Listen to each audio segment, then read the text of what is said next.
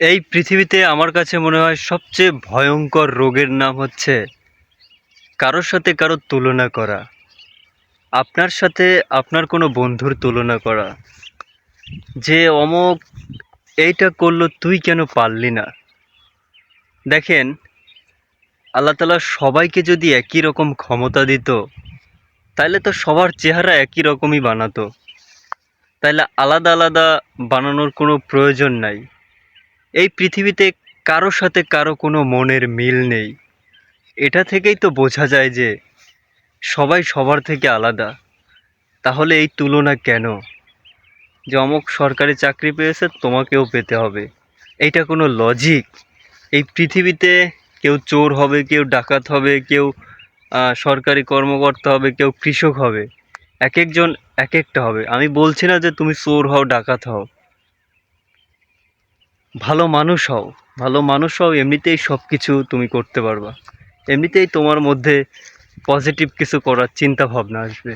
সবার আগে লক্ষ্য থাকা উচিত ভালো মানুষ হওয়া, ভালো আচরণ। এটা আমার কাছে ম্যাটার করে, কারণ আমি আমার আচরণের দিক থেকে বেশ সচেতন। আমার দ্বারা কেউ কষ্ট পাক, এটা আমি কখনোই চাই না। সবসময় শৃঙ্খলার মধ্যে থাকতে চাই।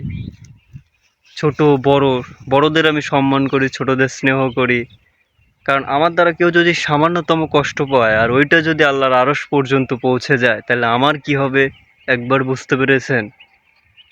ক্ষণিকের এই জীবন যে কোনো মুহূর্তে চলে যেতে পারি। আমার কাছে কোনো সময় নেই, কোনো লিমিট সময় নেই। কতটুকু সময় আছে আমরা নিজেও জানি না, কিন্তু আল্লাহ জানেন যে আমার কতটুকু সময় আছে, কিন্তু আমাকে বলে দেওয়া হয়নি। তাইলে এত অহংকার, এত তুলনা কিসের? সবাই যদি একই কাজ করে, তাহলে কৃষকগিরি কে করবে? ধান ফলাবে কে? গরু পালন করবে কে? ছাগল পালন করবে কে? এই যে গরু পালন, ছাগল পালন, এটারে মানুষ অবহেলা করে। আমাকে দেখান তো আল্লাহ তাআলার কোন নবী ছাগল পালন করেন নাই, কৃষির সাথে ছিলেন না? প্রত্যেকটা নবীকে দিয়ে আল্লাহ তাআলা ছাগল পালন করাইছে। আমাদের প্রিয় নবী হজরত মোহাম্মদ সাল্লাল্লাহু আলাইহি সাল্লাম, উনি কিন্তু ছাগল চড়িয়েছেন। এত ঘেন্না করার কিছু নাই এই পেশাগুলোকে। এক সময় শেষ জামানায় ছাগল পালনে মানুষ সবচাইতে বেশি লাভবান হবে।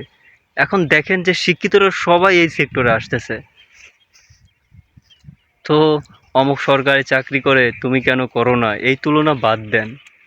সবাই একরকম নয়, সবার চিন্তা চেতনা সম্পূর্ণ আলাদা।